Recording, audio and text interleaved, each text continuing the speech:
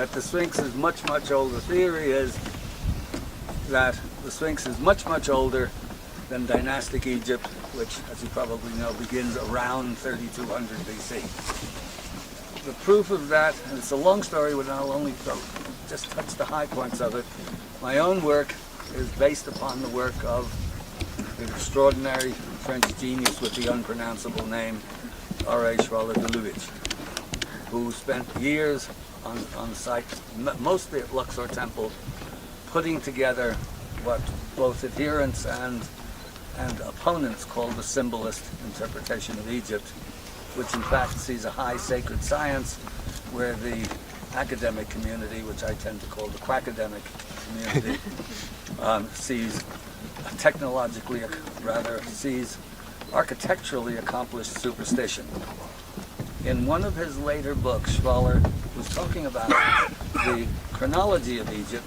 The Egyptians themselves, the ancient Egyptians, called attention in several texts. One, a chronological stela, or tablet, stone on the inside, that's a stela, and another, a papyrus, rather fragmentary, but both these documents talk about long earlier periods where Egypt was ruled first by the Netcheru, that is to say the gods themselves, the gods to be understood not as figments of the superstitious imagination, but as the embodiments or manifestations of cosmic principles.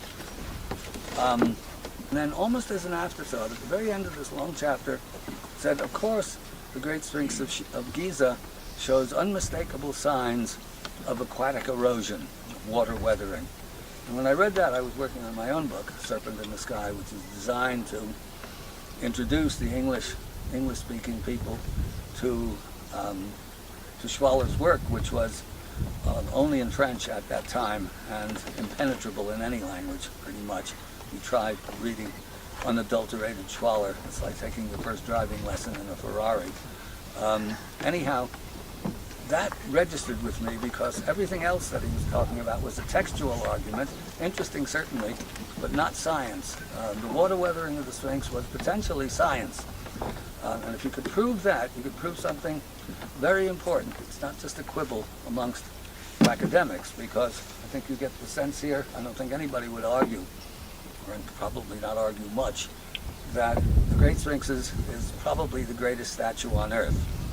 If it's proven that the Sphinx is weathered by water, and it's proven that it dates, we can't date it yet specifically, but it's somewhere older than 10,000 BC, it means that everything you've ever learned in any school, anywhere in the world, about the origins of human civilization is completely wrong. I mean, not only is it's totally wrong, and it's reversed. In other words, they could do what we can't do. Yeah, we can build hydrogen bombs, and we've got bobblehead dolls and striped toothpaste and all kinds of wonderful things like that. But we couldn't build a temple like that even if we wanted to, and we don't want to. But it still wasn't science because I'm not a scientist. It turned out I did a pretty good job. I made only a couple of big mistakes. It took another 10 years before I finally encountered Robert Schoch, my now good friend and colleague, who was a young but very impeccably credentialed geologist with sort of triple PhD from Yale in geology, geophysics, and paleontology. And it took another more long story to get him interested enough to come to Egypt with me to take a look at the weathering and to pronounce on whether or not it was indeed water weathered. And it was funny, he used this when he first walked in. We came in, and as you see, this is pretty impressive to come down here. And it was just, I forget exactly how we got permission or if we bakshished our way in. We were in all by ourselves early in the morning, and Schoch walked around with me, and okay, follow me now. So we got to about here, and so anybody else, you're walking around here, if you weren't with me, you wouldn't probably think twice to look at the side wall there. You'd be looking at the Sphinx, at the art, not at the rocks. Schoch is a geologist, so what he's looking at are the rocks. And you walked in and you've got a view of this here, a little bit closer than we are now. And you all of a sudden stop, and he said, wow, He said, these rocks look like they're hundreds of thousands of years old. And he said, ooh, don't quote me on that. now 20, what's it, more than 20 years later, because he hadn't yet conceded, as it were, that it had to be water weathering. Initially, he couldn't believe that the geologists hadn't noticed that before because it was so absolutely obvious. But now he's perfectly okay with maybe not hundreds of thousands, but old beyond any possible, impossible to place within any kind of a contemporary framework. In one sense, you could say that argument is, so what? What does it have to do with the price of eggs or the price of Ferraris or anything like that? Actually, a lot. I don't think there's anyone here who thinks other than that we're living in a lunatic asylum, which is breaking apart as we watch it. But at the end of a couple of weeks here, what you end up with is an unshakable understanding of the difference between civilization and progress.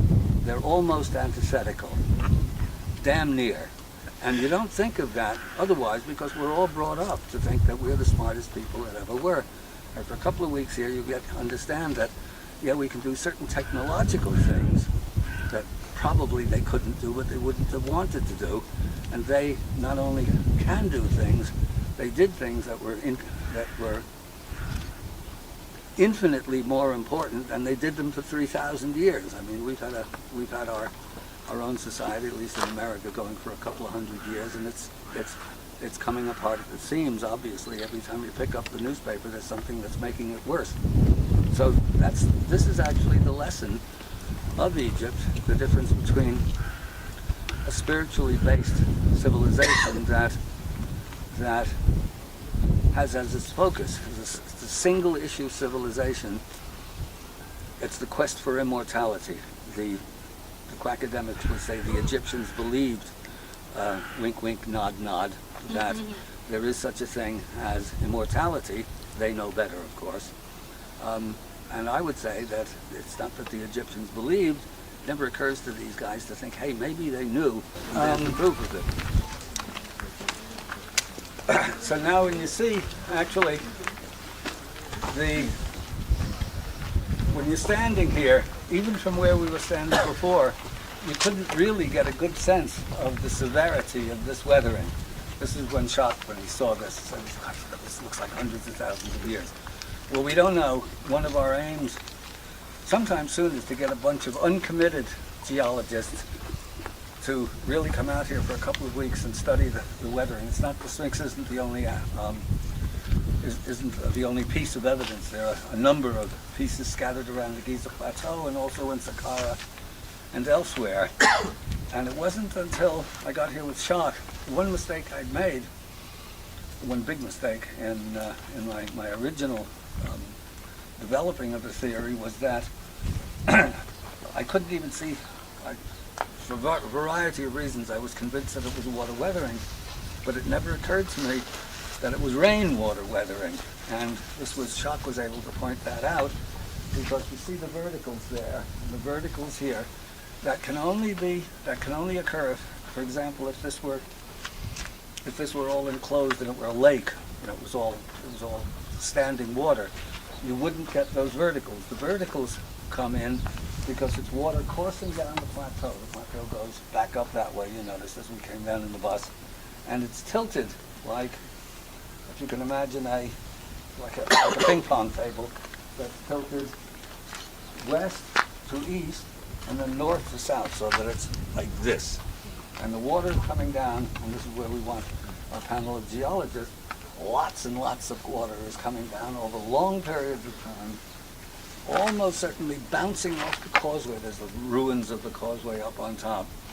And it's spilling over this third of the Sphinx enclosure wall, much more so than the other enclosure, the far end, the eastern end of the enclosure wall.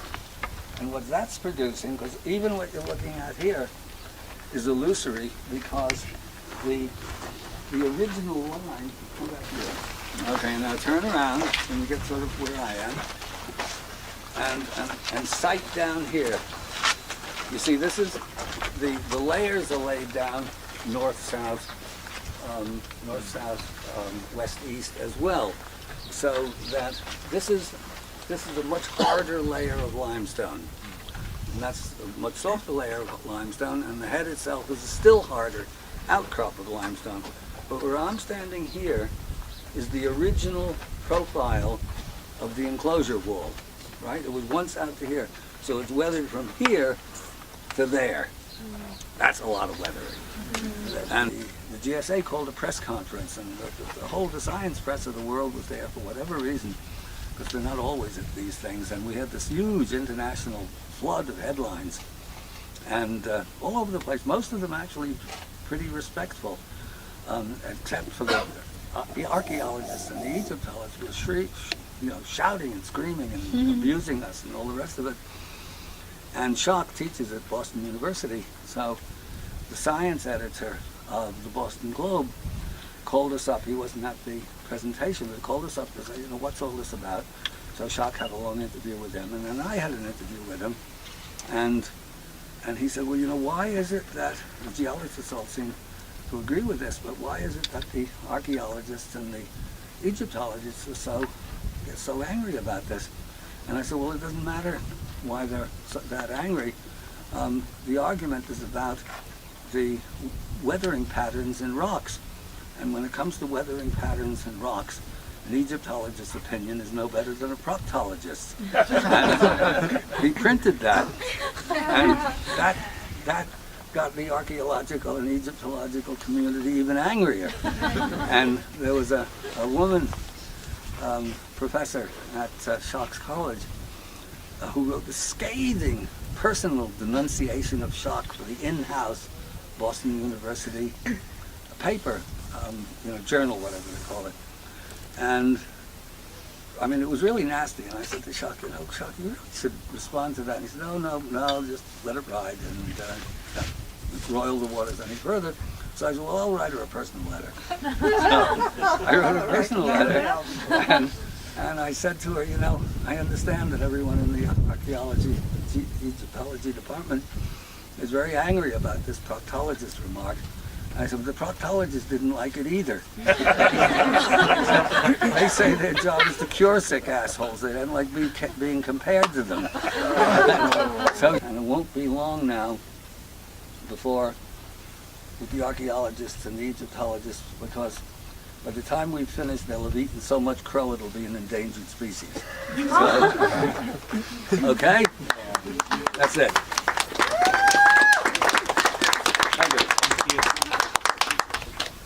Any questions? Oh, who said before, sorry, point out what's original and what isn't original here. And the repair blocks, actually an important point. Obviously, above the repair blocks is the weathering. That's the core body of the Sphinx. Then there are many stages of repair. And this is, again, a complicated subject, but architectural styles, in architectural, if you take a course in architectural art history, certain styles are associated with certain periods of construction, and there's no mistaking, for example, a medieval fortress is a medieval fortress. It's not a Roman fortress, and it's not an Egyptian fortress. So these repair campaigns have their own style. So these big ones on the bottom here are typically Old Kingdom. That means somewhere between, the Sphinx is supposedly carved in 2450 or thereabouts, 2500 BC. The Old Kingdom ends in 2200 BC. So it means that, and even Lehner acknowledges that, and some of them, that the Sphinx was weathered to its present condition when the first repair blocks were applied. But if the first repair blocks were applied within a couple of hundred years of the Sphinx is being carved, this is an absurdity. I mean, there's no possible way that you can defend that scientifically.